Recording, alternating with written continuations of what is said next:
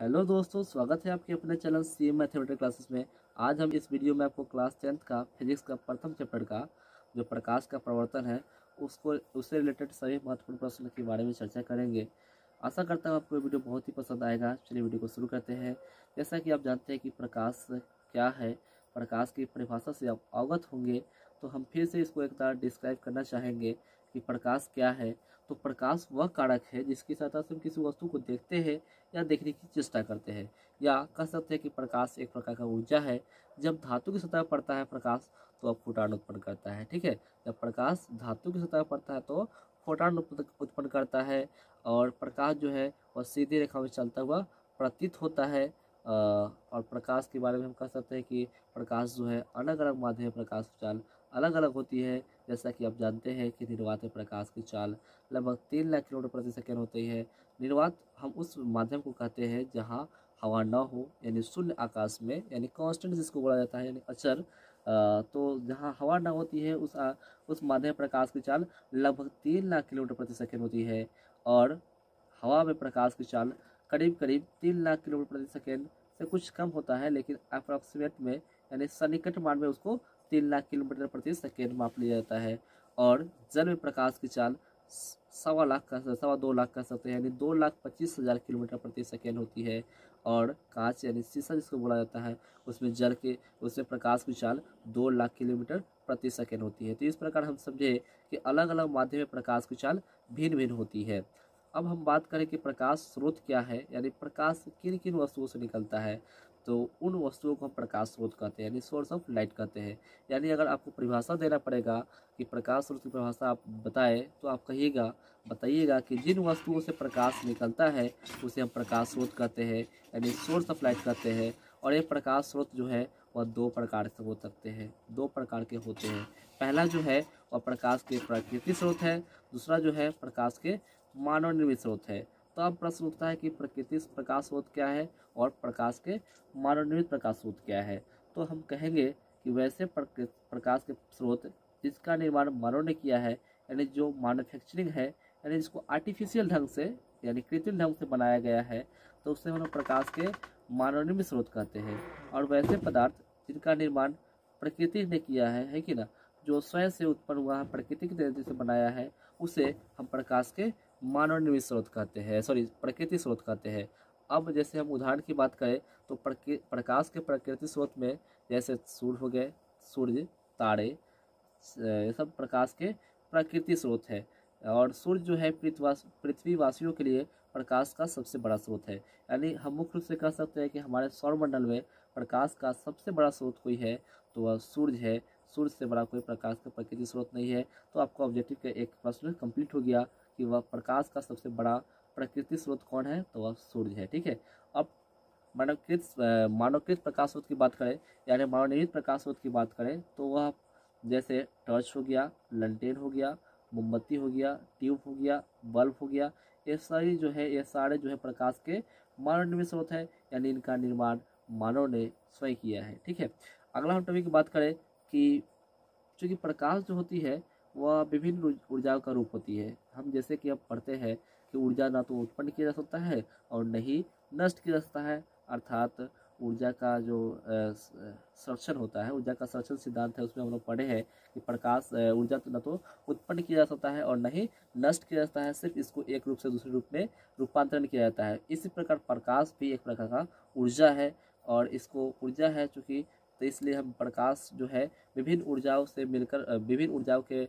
रूपांतरण से बनता है। जैसे कि आप जानते हैं कि जब जनरेटर में, जिसको जनरेटर कहा जाता है, तो उसमें हम लोग डीजल या केरोसिन तेल का यूज करते हैं, फिर भी उससे आप विद्युत बनाते हैं, करंट बनाते हैं। तो यहाँ जो है रासायनिक ऊर्जा को आप विद्युत ऊर्जा में चेंज किए। जैसा कि आप जानते हैं कि और सारे हम एग्जांपल देना चाहेंगे आपको ऊर्जा के रूपांतरण में। जैसे आप लंटेन लैंप में भी आप वहाँ आप तेल रखते हैं, साथ रासायनिक ऊर्जा को आप प्रकाश में बदलते हैं। और जैसे कि आप करंट का प्रयोग करके आप वहाँ प्रकाश जलाते हैं। वही करंट, जैसे पहले हम जनरेटर में तेल डाले, तेल वही विद्युत बनाएगा, वही विद्युत जो है प्रकाश को उत्पन्न करेगा। यानी मुख्य रूप से बात करें कि वहाँ विद्युत ऊर्जा को हम लोग प्रकाश ऊर्जा में बदले, जबकि अगर लंटेन दिया में हम तेल डालकर, यानी केरोसिन या जो भी तेल हो, जैसे केरोसिन, हालांकि केरोसिन यूज किया जाता है, तो केरोसिन डालकर हम जलाते हैं तो वहाँ प्रकाश उत्पन्न होती है। तो यहाँ हम रासायनिक ऊर्जा को प्रकाश बदले, वहाँ हम विद्युत ऊर्जा को प्रकाश ऊर्जा बदले। मतलब एक मुख्य रूप से कह सकते हैं कि प्रकाश जो है वह ऊर्जाओं का रूपांतरण से बन सकता है, होता है, बनता है। तो प्रकाश भी एक प्रकार का ऊर्जा होगा। ठीक है, आगे हम बात करते हैं कि प्रदीप्त वस्तुएं और अप्रदीप्त वस्तुएं किसे कहते हैं। प्रदीप्त वस्तुएं और अप्रदीप्त वस्तु, यानी प्रदीप्त वस्तु को दीप्तिमान भी वस्तु कहते हैं और अप्रदीप्त वस्तु को अदीप्तिमान वस्तु भी कहा जाता है। ठीक है, तो प्रदीप्त वस्तु किसे कहते हैं, तो वे वस्तुएं जो प्रकाश उत्सर्जित करती है, यानी आप कह सकते हैं कि वे वस्तु जो प्रकाश उत्सर्जित करती है, यानी जिससे प्रकाश निकलता है, उन्हें हम प्रदीप्त वस्तु कहते हैं या दीप्तिमान वस्तु कहते हैं।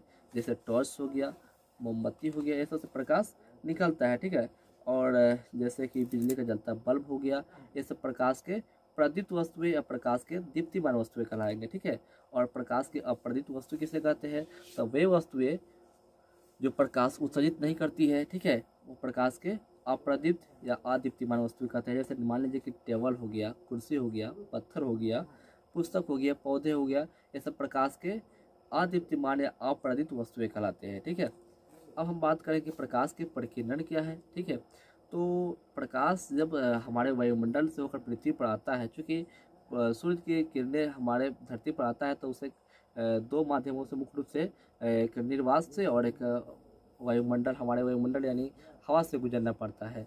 तो जब हमारे वायुमंडल में जब प्रकाश आता है तो उसके बहुत सारे धूलकण, वायुकण, जलकण से टकराना पड़ता है। जब प्रकाश जब उन कणों पर पड़ता है, तो वे कण जो होता है ना, जो छोटे छोटे कण होते हैं, जलकण, धूलकण, वायुकण, वे कण जो उन पर पड़ता है जो प्रकाश, उसको कुछ ऊर्जा को अवशोषित कर लेते हैं और उसको चारों तरफ विकृत कर देते हैं, मतलब चारों तरफ उसको फैलाते हैं। फैलाने का यह प्रक्रिया जो है प्रकाश का परिकीर्णन कहते हैं। इस प्रक्रिया को प्रकाश का परिकीर्णन कहा जाता है। यानी मुख्य रूप से अगर बात करें तो हम कहेंगे कि जब सूर्य का प्रकाश जलकण, वायुकण, धूलकण इत्यादि पड़ता है, तो वे कण जो होते हैं उन पर पड़ने वाले प्रकाश के कुछ ऊर्जा को अवशोषित कर लेते हैं, उन्हें चारों तरफ विकृत करते हैं उसे।